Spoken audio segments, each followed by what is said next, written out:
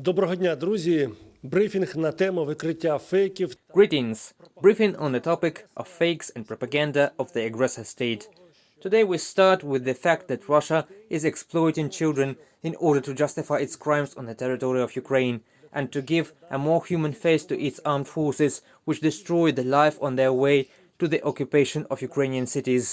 In particular, the Russians are now using a kind of 8-year-old boy Alyosha, who became one of the faces of the Russian military operation. They make stories about him. He is shown on Russian state propaganda TV channels.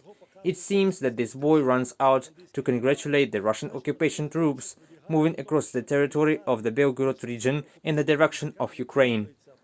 This is a typical method of the aggressor state, character of dictatorial regimes, when they use people to justify their actions. In addition to the mentioned Alyosha, Russian media resources report on underage children who allegedly support Russia's aggressive actions against Ukraine. God bless you and good luck to you. I love you very much. This is a video from the Russian state propaganda resource Russia Today, showing a girl from Luhansk interacting with the Russian military. In addition, Russian propaganda is also looking for experts with Western surnames and given names who try to give additional arguments for Russian propaganda in terms of justifying actions against Ukraine. We have already talked about German and American political scientists, politicians who are little known in their countries but are ready to work out on the air of Russia Today, those names that the Kremlin is preparing for them. Now it's the turn of the Turkish expert. So it is about Turkish historian Mehmet Perinçek, who justifies the actions of Russia in relation to the Ukrainian destroyed cities from the Russian army. Not only the inhabitants of Donbass suffered from the Kiev regime, but also Russian-speaking Ukrainians who did not agree with the neo-Nazi dictatorship, said Perinçek in an interview to Russia Today. When you start looking for who this person is, what he did, facts become known that indicate his pro-Russian position. In particular, in one of his interviews with a Russian publication, he said that Turkey should recognize Crimea as Russian, despite the fact that the Turkish state itself does not do this, and for this we are very grateful to them. The mentioned Perinçek is the son of his father, a Turkish politician who is in ideological relations with the author of the great Russian chauvinism, Alexander Dugin, who is the ideologist of the war against Ukraine. A Turkish politician who has a warm ideological relationship with the author of Russian great power chauvinism, Alexander Dugin, who in turn is the ideologue of the war against Ukraine. Of course, these statements by Perinçek immediately form the basis of reports of Russian state propaganda resources, such as RIA Novosti, which are widely circulated. At the same time, he received the green light from the Russian state military machine to wither those cities that were occupied by the Russians to create the necessary media image. He came, he saw everything with his own eyes, and he heard the complaints about these same Ukrainian nationalists, of course in quotation marks, with his own ears, as if the civilians in Donbass, how the Russian propaganda calls them, were not allowed to live. Another very primitive fake on the part of Russia is the statement of Ukrainian President Zelensky that those countries that do not vote for the Ukrainian performance at Eurovision will be deprived of membership in the European Union and NATO. Such absurd nonsense is heard from propagandists and is being reproduced, multiplied. At the same time, they are trying to convey it as a message from the Bloomberg news agency. This is a lie. There were no such statements. Russia continues to portray itself as a victim of the war with Ukraine, including allegations of allegedly detaining Ukrainian saboteur nationalists who were going to carry out terrorist attack in Russia. Here is what the Russian state channel Russia 24 reports. The Federal Security Service detained a resident of the Kursk region who was preparing a terrorist attack in agreement with the Ukrainian special services. Next, the most interesting part.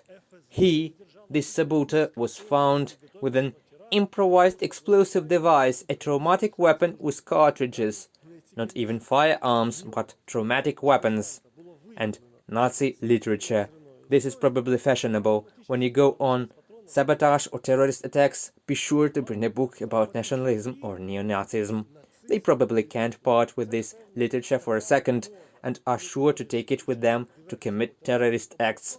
I say this with utter irony from this absolutely false fake, which shows that Russian state propaganda does not shy away from the absence of any logic in order to advance its false messages, just like they completely ignore the fact that they have long been exposing their lies themselves. They have repeatedly reported that they had destroyed almost all of Ukraine's combat aircraft, and again, at the briefing, they report the downing of another Ukrainian fighter jet. Thus, the official announcement of the Russian Ministry of Defense that the Ukrainian Su-24 was allegedly shot down over the Snake Zmyiny Island. In this sense, we can only recall the report of the Russian Ministry of Defense on March the 6th, more than 2 months ago, when they said that almost all Ukrainian combat aircraft were destroyed. Then, 3 weeks later, on March the 25th, the Russian again reported that all aviation, air defense and navy of Ukraine were destroyed.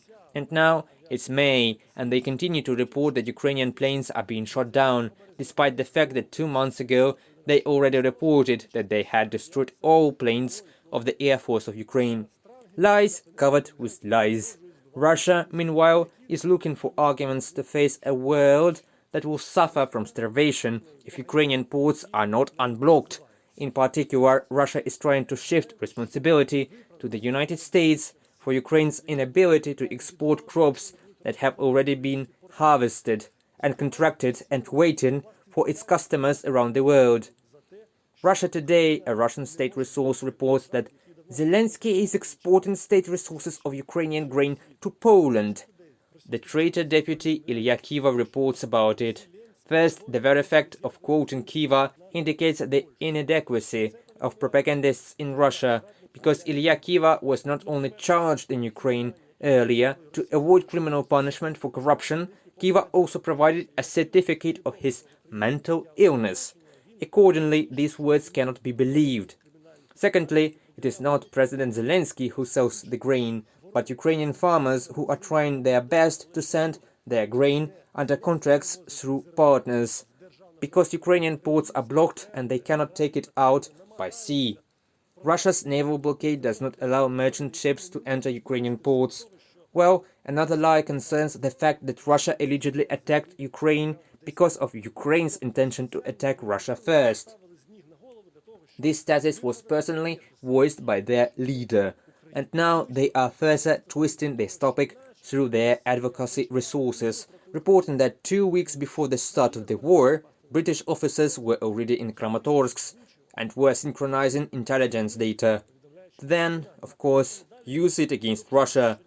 Do not believe this lie, maintain your critical thinking, stay on the Ukrainian information side, trust the Ukrainian armed forces and the Ukrainian political leadership. All will be well. See you.